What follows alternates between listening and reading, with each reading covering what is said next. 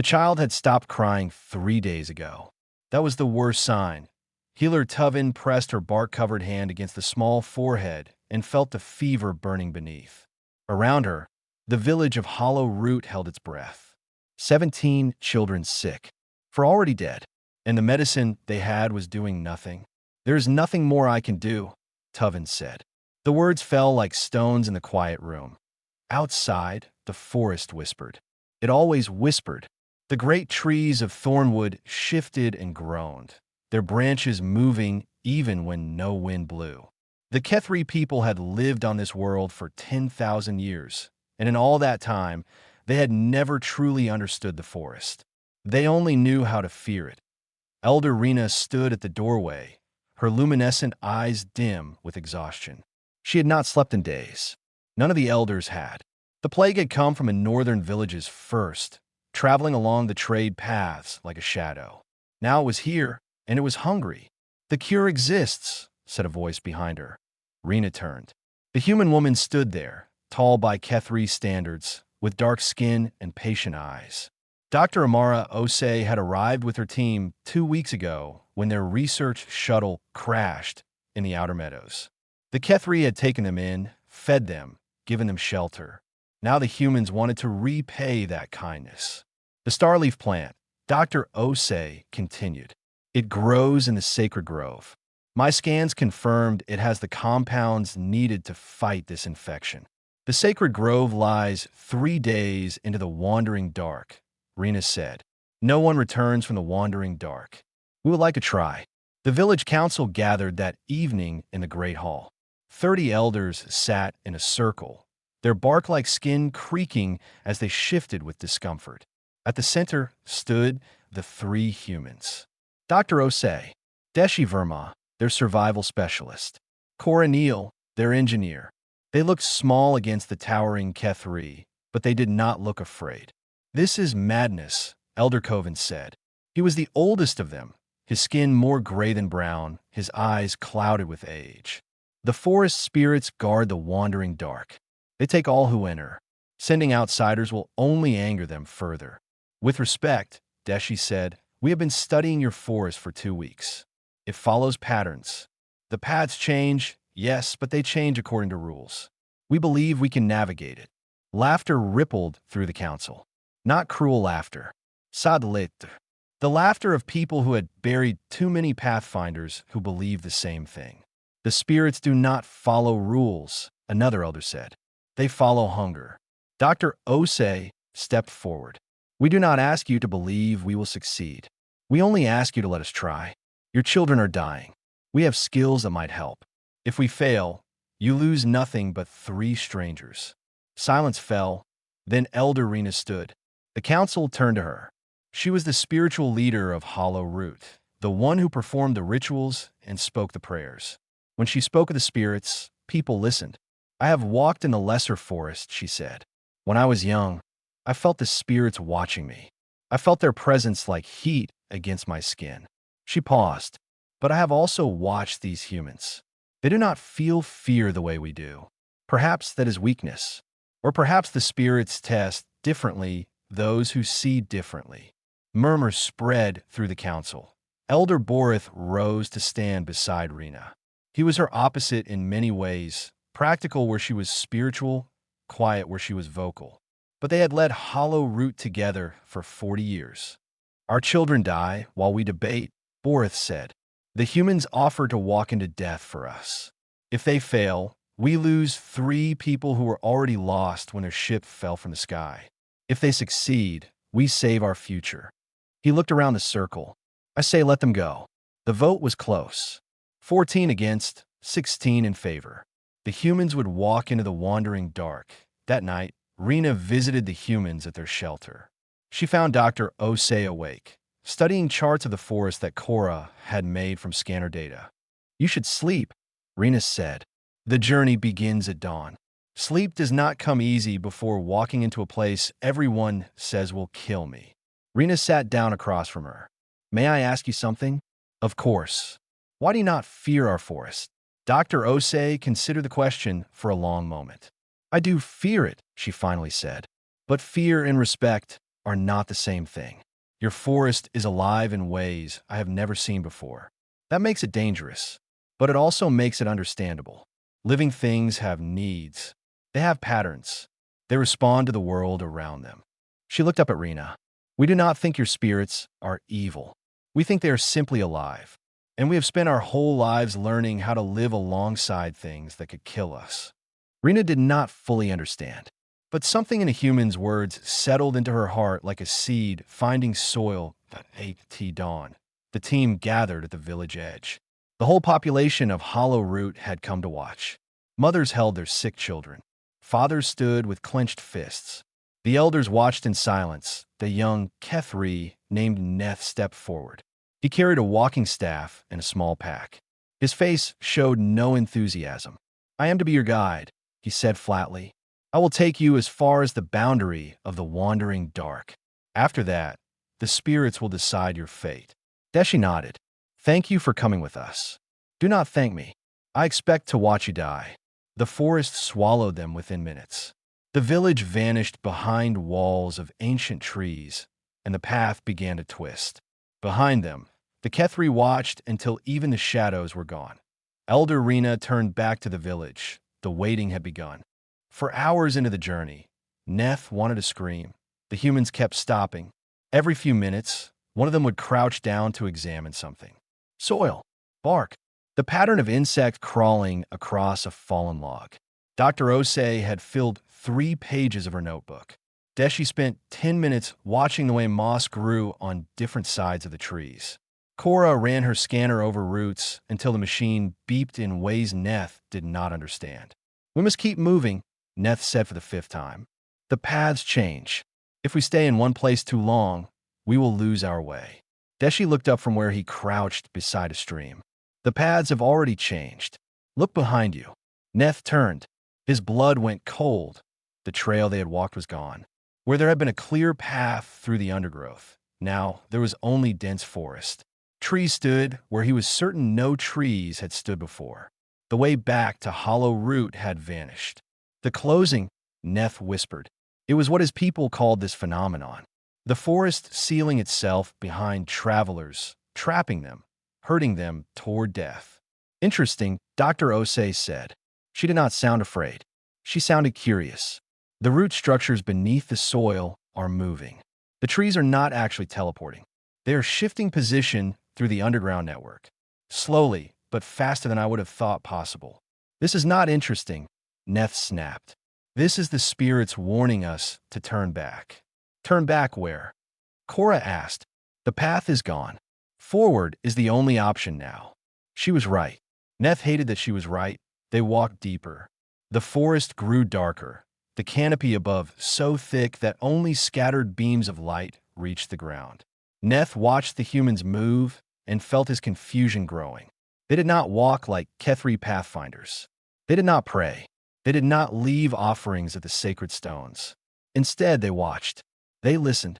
They touched things they should not touch and whispered observations to each other. The wind patterns here are wrong, Deshi said at one point. The air is moving against the natural flow. Something is pushing it. Spore distribution, Dr. Osei replied. The trees are releasing something into the air. It is spreading against the wind direction, which means it is being directed. Controlled. Why would trees control spores? Defense. Communication. Maybe both. Neth understood none of this.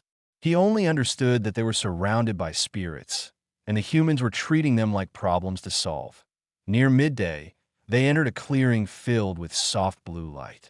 The light came from the plants themselves, from flowers and fungi that glowed like captured stars.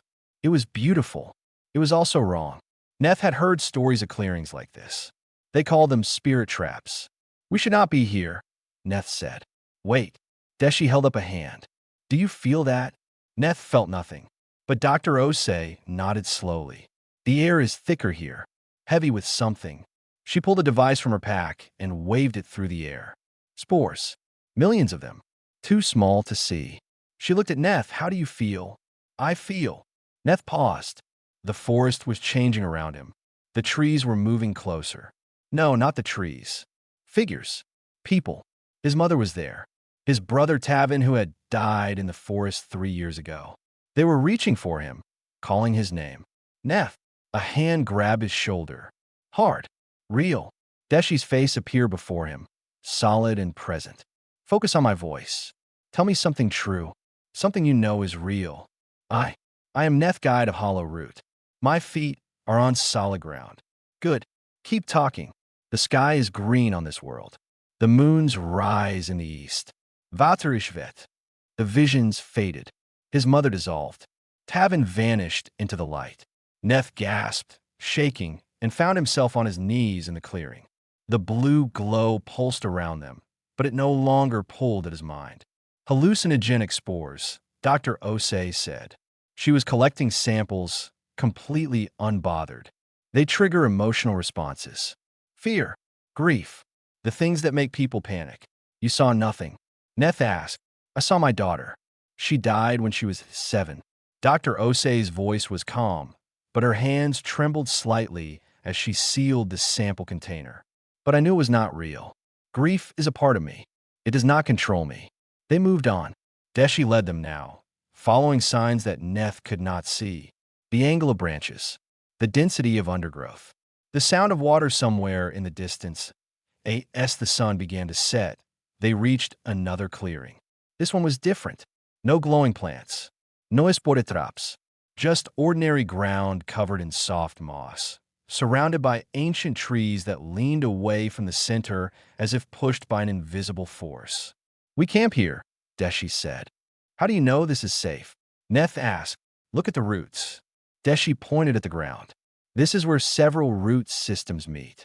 None of them dominates this space. It is neutral territory. The forest will not attack what it does not own. Neth stared at the ground.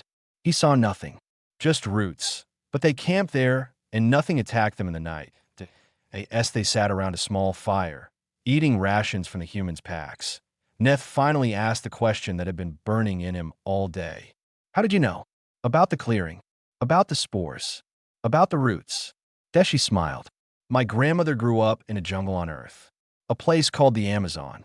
The trees there do not move like yours, but they are just as alive. She taught me that a forest is not a collection of plants. It is a single organism with many parts. And like any organism, it has patterns, needs, fears. He looked up at the dark canopy above. Your forest is different from hers, but the principle is the same. Listen to it, respect it, and it will tell you how to survive. Neth lay awake long after the others slept. The forest whispered around them. But for the first time in his life, Neth wondered if those whispers might be more than just death waiting to happen. Elder Rena knelt before the shrine as the first light of dawn touched Hollow Root. The shrine was simple. A circle of white stones. A carved wooden figure representing the forest spirit in its most peaceful form. Offerings of fruit and flowers laid at its base. She had knelt here 10,000 mornings. She had whispered the same prayers her mother taught her, and her mother's mother before that. Today, the prayers felt hollow. Another child had died in the night. The smallest one. Healer Tuvin had worked until her hands shook, but the fever burned too bright. Now there were 5 small graves at the edge of the village, and more would follow. They blame me, Rena said to the empty air. They think I was wrong to let the humans go. The shrine said nothing. It never did. Rena closed her eyes and remembered. 60 years ago, she had been young, strong, foolish. She had walked into the lesser forest on her coming-of-age day, determined to feel the spirits that everyone spoke of. She had walked deeper than any youth was supposed to go. And there, in a clearing much like the ones the humans now walked through, she had felt something that a presence, a weight in the air, a sense of being watched by something vast and unknowable. She had fallen to her knees and wept, certain the spirits had touched her soul. That experience had shaped her entire life. She had become a spiritual leader because she believed she had felt the divine. But now, remembering the humans and their strange devices, she wondered, what if what she felt was not divine at all? What if it was simply alive? The thought was heresy. She pushed it away, but it lingered like smoke after a fire, impossible to fully clear. Meanwhile, deep in the wandering dark, The team had reached the boundary. There was no wall. No marqueur. No sign that said death begins here. But Neth knew. Every Kethri knew. The trees here were older. Darker. The bark was black instead of brown, and nothing grew beneath them. No vidas. No moss. No insects growth. The silence was absolute. The wandering dark, Neth said. His voice was barely a whisper. No Kethri has entered this place and returned. I can guide you no further. You are not coming with us. Cora asked. I was assigned to guide you to the boundary. Beyond this, there is no path. Only the spirits and their hunger. Dr. Osei studied the dark trees. The fungal network here is denser. The root connections more complex. It is like the difference between a child's drawing and a master's painting. She pulled out her scanner and frowned. Strange. The electromagnetic interference is too strong. The device is failing. Cora checked her own equipment. Same here. Everything electronic is being scrambled. Then we do what people did before electronics existed, Deshi said. We use our senses. Neth watched them prepare to walk into certain death, and something cracked inside him. These strangers had shown him more about the forest in 2 days than he had learned in his entire life. They saw patterns where he saw chaos. They found logic where he found only fear. If they died in the wandering dark, that knowledge would die with them. I will come, Neth said. The 3 humans turned to look at him. You do not have to, Dr. Osei said. You have fulfilled your duty. My duty was to watch you die. Instead, I have watched you survive. I want to understand how. He straightened his shoulders. Besides, someone needs to carry the cure back if you all die at the last moment. Deshi smiled. Fair point. They entered the wandering dark together. The darkness was not just in the color of the trees. It was in the air itself. Light seemed to struggle here, even the dim forest light, as if something was drinking it. They walked in single file, Deshi at the front, feeling their way forward step by step. The trees are not moving, Cora observed. In the outer forest, they shifted constantly. Here, everything is still. Because we are inside now, Dr. Osei said. The outer forest is the defense system. Here, we are in the core. It does not need to defend against us. It just needs to watch. Watch for what? Neth asked. To see what we do. They walked for hours. The silence was oppressive. No birds, no insects, no wind. Just the sound of their own footsteps and breathing. Neth felt watched. Not by spirits now. By something else. Something patient. Deshi stopped suddenly. We are walking in circles. What? How do you know? Deshi pointed at the ground. A boot print. His own. They had been here before. The paths are shifting without us seeing them, Cora said. The forest is guiding us back to where we started. Then we stopped playing its game. Dr. Osei knelt and pressed her hand against the ground. She closed her eyes. The fungal network responds to movement. Straight lines trigger defensive shifts. If we walk in patterns it recognizes as natural, as part of itself, we spiral, Deshi said, understanding. Animals do not walk in straight lines. Water does not flow in straight lines. We move the way the forest moves. They changed their approach. Instead of pushing forward, they curved. They wandered. They followed the subtle flows in the undergrowth, moving with the forest instead of against it. It felt wrong. Every instinct said to move fast, move direct, escape this place. But they trusted the pattern, and slowly, impossibly, the forest began to open before them. That night, they camped in a hollow between great roots. The darkness was total, but they dared not light a fire. As they huddled together for warmth, lights appeared, floating lights. Soft, blue-white, dozens of them, drifting through the trees like stars that had fallen from the sky and forgotten how to rise. Neth reached for his knife. Spirits? No. Dr. Osei's voice was awed. Symbiotes. Look at how they move. They are connected to the trees, to the roots, to everything. She watched a light drift closer. The forest has eyes. It grew them. These are not spirits, Neth. They are the forest looking at us. The lights surrounded them. They did not attack. They did not threaten. They simply watched. And for the first time since entering the wandering dark, Neth felt not fear but wonder. The floating lights drifted closer. Deshi did something that made Neth's heart stop. He sat perfectly still, closed his eyes, and began to hum. It was a soft sound, low, rhythmic, like water moving over stones or wine through tall grass. His grandmother had taught him this melody decades ago, used to calm frightened animals in the deep jungle. The lights reacted, they pulsed. Their blue-white glow shifted to match the rhythm of his humming. When he changed pitch, they changed color. When he stopped, they stopped. When he started again, they followed.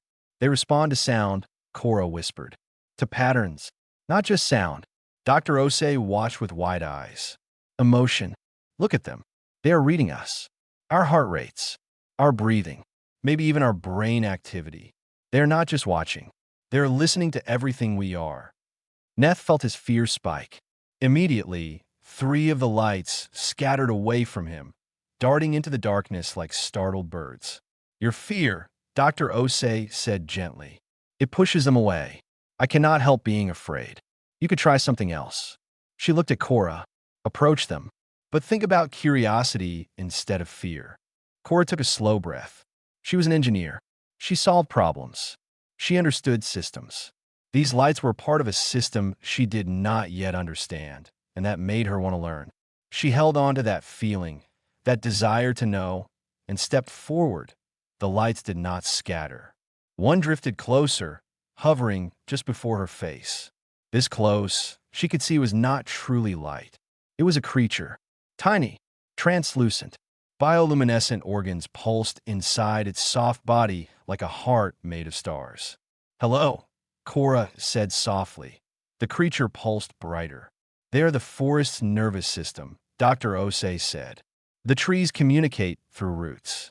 These creatures are the mobile part of that network. They carry information. They sense danger. They're the reason the forest knows when someone enters it. Neth struggled to understand. The spirits are insects, not insects. Symbiotes. They live with the forest, not on it. And they are as much a part of the forest as the trees themselves. Dr. Osei crouched down and drew a spiral in the soil. The lights gathered around her, watching. She drew another shape. A tree. The lights pulsed rapidly. They recognized patterns, she said. They might be able to communicate. Communicate? With trees. With the forest. All of it. One vast organism. Using these creatures as its eyes and voice. For the next hour, Dr. Osei tried different approaches. She drew shapes. She made sounds. She tapped rhythms on roots. The lights responded to everything, but actual communication remained just out of reach. It was like trying to talk to someone through a wall made of water. Then Deshi had an idea. Stop trying to talk to them, he said. Let them talk to us. He stood and began walking. Not in any particular direction, just walking. The lights swirled around him, pulsing. He followed their movements. When they drifted left, he went left. When they gathered ahead, he moved forward. When they scattered, he stopped. They are guiding me, he said. Where? I do not know, but I think we should trust them. They followed the lights through the wandering dark. The creatures led them around dangers they could not see, through passages that seemed to open just for them, past black trees that loomed like silent giants. Hours passed. The darkness never lifted, but the fear slowly faded. Near what might have been dawn, the lights led them to water. A stream so clear it glowed with reflected light. They drank deeply and filled their containers. The lights led them to food next. Strange mushrooms growing from a fallen log. Mushrooms that Dr. Osei tested and declared safe. Then the lights led them forward again. Always forward, into the deep heart of the forest. Back in Hollow Root, Elder Borith faced an angry crowd. 6 days, a man shouted. You promised 3. They are dead. Your humans are dead, and our children still die. Give them 1 more day, Borith said calmly. 1 more. Why?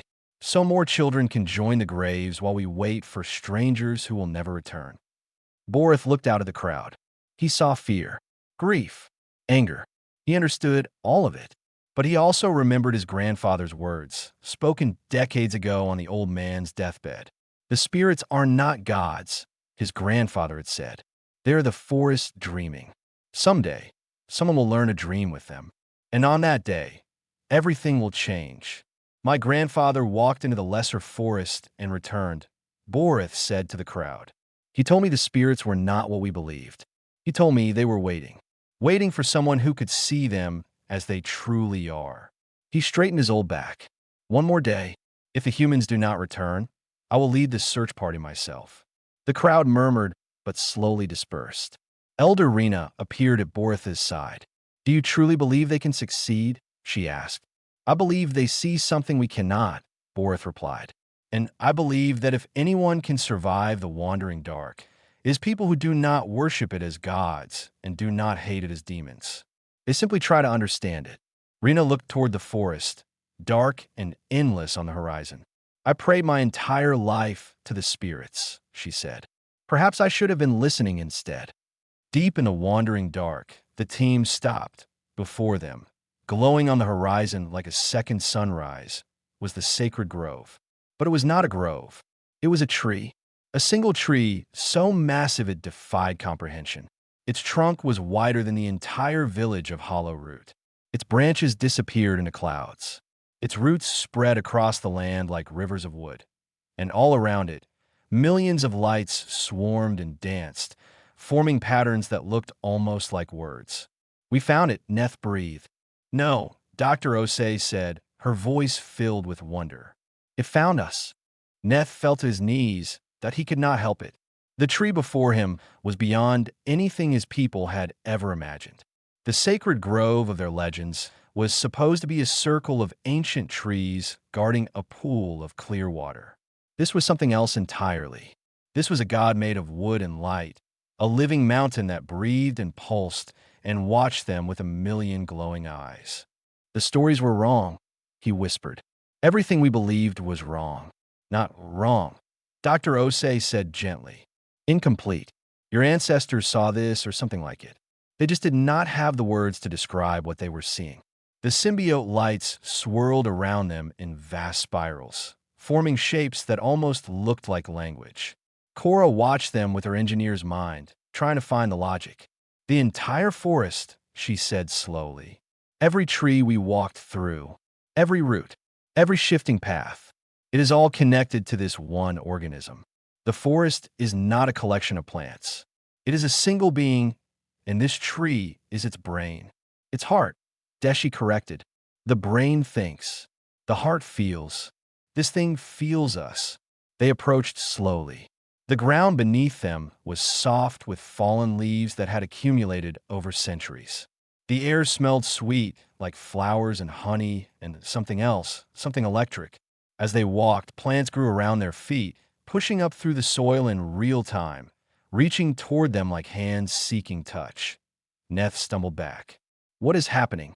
It is greeting us, Dr. Osei said. She knelt and let a small vine curl around her fingers. We have come further than any Kethri in recorded history. We walked through its defenses without fear or violence. It is curious about us. The lights gathered before them, millions of them, forming a wall of soft luminescence.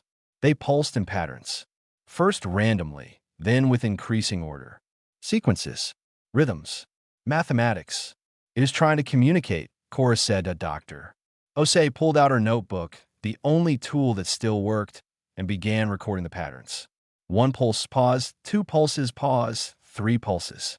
The sequence repeated, then expanded. 4 pulses. 5. The forest was counting. Hello, Dr. Osei said, and she drew the same sequence in the soil. 1 line, 2 lines, 3. She looked up at the lights. We understand. We are listening. The lights exploded into motion. They formed shapes, images, a representation of the great tree, its roots spreading beneath the ground. Figures entering the forest, small and afraid. The figures being swallowed, lost, killed. It is showing us its history, Deshi said. All the people who entered the forest before. Why did they die? Neth asked. Why does the forest kill? Dr. Osei drew more patterns in the soil. Simple pictures. A figure with fear symbols. Another figure with calm symbols. She pointed to the dead ones and then to themselves. The lights understood. They showed more images. The fearful figures spread darkness around them. A kind of poison that infected the soil, stressed the roots, triggered defensive responses. The forest killed not because it wanted to, but because fear told it these invaders were threats. The Kethri have always approached with terror, Dr. Osei said. Prayers and rituals born from fear. The forest could not tell the difference between worship and aggression because both carried the same emotional signature. We came differently, Chorus said. With curiosity. With respect, Deshi added. And without the assumption that it wanted to hurt us. Neth stared at the swirling lights. 10,000 years of his people's history. 10,000 years of death and fear and misunderstanding. And the answer had been so simple all along. The forest was not evil. It was just alive and did not know how to read the hearts of beings who screamed terror at it. Can we take the cure? Neth asked suddenly. The starleaf plant. Can we have it? Dr. Osei translated the question into patterns. A figure sick. Another figure healing. A plant. A request. The lights went still for a long moment. Then the ground at their feet began to move. Plants pushed upward, their leaves spreading, their stems thick with the exact chemical compounds Cora's scanner had identified before it died. Starleaf plants. Dozens of them. Growing in seconds what should have taken years. The forest was giving them the cure freely. But then the lights formed one more image. A figure staying behind. Learning.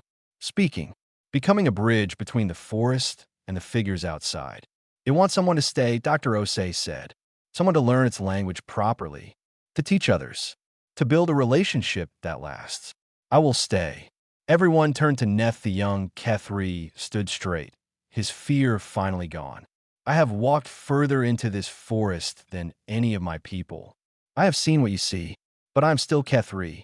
I know our ways, our words, our hearts. If someone must teach my people how to speak with the forest, it should be one of us. Neth, Dr. Osei began, this could take years. You would be alone. Not alone. He looked at the lights swirling around him. Never alone. The forest will teach me. And when I have learned enough, I will return to my people and show them what I have learned. The lights pulsed with what might have been agreement. They gathered the cure plants carefully, filling every container they had. Dr. Osei took samples of everything she could reach, notes on everything she could observe. Cora memorized patterns, convinced they were the beginning of a true language. Deshi simply sat and listened to the forest breathe. When it was time to leave, Neth walked them to the edge of the great tree's shadow. The lights followed him like old friends. Tell Elder Rena what you have seen, Neth said. Tell her the spirits were always alive. Tell her they were waiting for us to stop being afraid. She will want to come here herself, Dr. Osei said. Then I will welcome her. But first, she must learn to walk without fear. They all must. Deshi clasped Neth's shoulder. You are braver than you know. Neth smiled. It was the first real smile he had worn since they entered the forest. I was afraid every moment of this journey, he said. But I kept walking anyway. Perhaps that is what bravery really is. The lights guided the humans toward home. Behind them, Neth turned to face the great tree, ready to learn its secrets. The forest welcomed him. The journey back took one day. The forest that had fought them for nearly a week now opened before them like a friend welcoming guests. Paths appeared where there had been none. The black trees of the wandering dark parted to reveal clear trails. Symbiote lights floated ahead, marking safe passage through territories that had killed countless Kethri over thousands of years. Deshi walked in quiet wonder. It is not just letting us pass. It is protecting us. We proved ourselves, Dr. Osei said. We showed we could be trusted. Now it trusts us in return.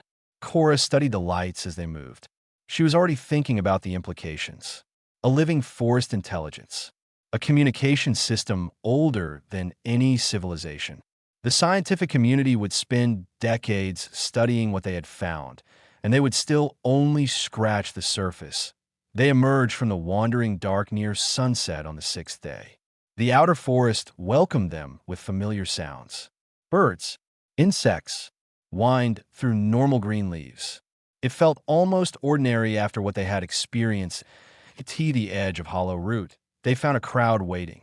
Search parties had gathered. Torches burned. Elder Borith stood at the front, looking like a man who had not slept in days.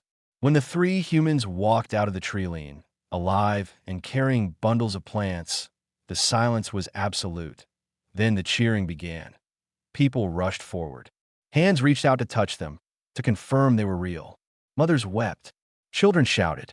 Elder Rena pushed through the crowd, her old eyes bright with tears. The cure, Dr. Osei said, holding up the bundles. We have enough for everyone. The forest gave it freely. Healer Tuvin was already there, already taking samples, already rushing toward the sick. Within hours, the medicine was being distributed. Within days, children who had been dying were sitting up, eating, asking to play outside. The plague had been defeated, but that was only the beginning. On the third night after their return, Dr. Osei stood before the village council. Every elder had come. Many ordinary villagers crowded in as well, desperate to hear the truth of what had happened. Your forest is alive, Dr. Osei began. Not alive like individual trees. Alive like a single vast organism. Every root is connected. Every branch communicates.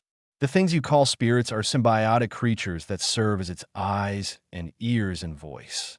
Murmurs rippled through the crowd. For 10,000 years, your people have approached this forest with fear. You built rituals around that fear. You offered sacrifices. You prayed.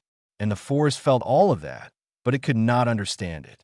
Fear looks the same as hostility to a being that has never known language. Elder Rena stepped forward. Then the spirits are not divine. They are not gods as you understand them, but they are ancient, intelligent in ways we do not fully understand. And they have been waiting. Waiting for what? For someone to approach without fear. Someone willing to listen instead of worship. Someone who could teach others to do the same. She told them about Neth, about his choice to stay, about his belief that he could be the bridge between his people and their world. He will return, she promised, when he has learned enough. And when he does, he will teach you how to walk the paths without dying, how to speak with the forest, how to live beside it as partners instead of prey. Elder Borith spoke into the silence. My grandfather told me once that the spirits were not gods. He said they were the forest dreaming, and someday someone would learn a dream with them. He looked at the humans. He would have liked you.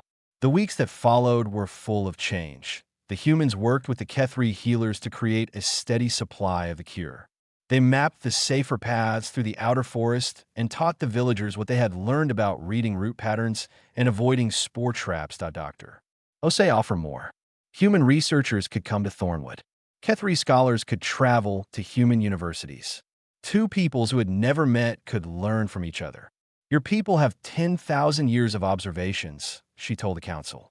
You know things about this forest that our science has never recorded.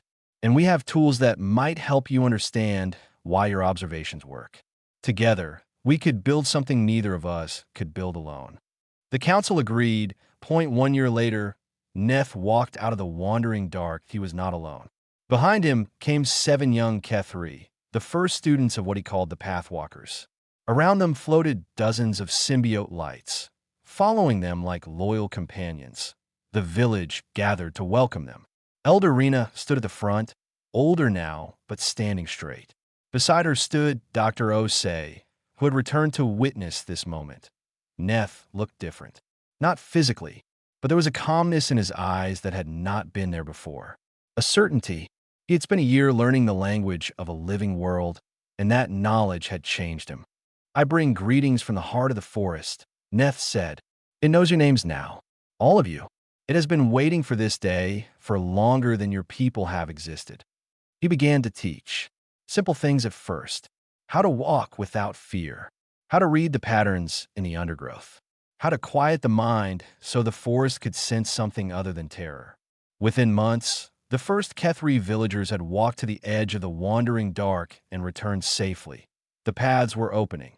Elder Rena watched from her place by the shrine. She had stopped praying to the spirits months ago. Instead, she listened. Sometimes, when the wind was right, she thought she could hear something in the whisper of the leaves. Not words. Not yet, but the beginning of words. The possibility of understanding. She remembered what she had told herself on the day the humans left for the wandering dark. She had prayed her entire life. Perhaps she should have been listening instead. Now, finally, she was ready to listen, and far away, in the heart of the great tree, the forest felt its first Kethri friends learning to dream alongside it. After 10,000 years of silence, the conversation had finally begun.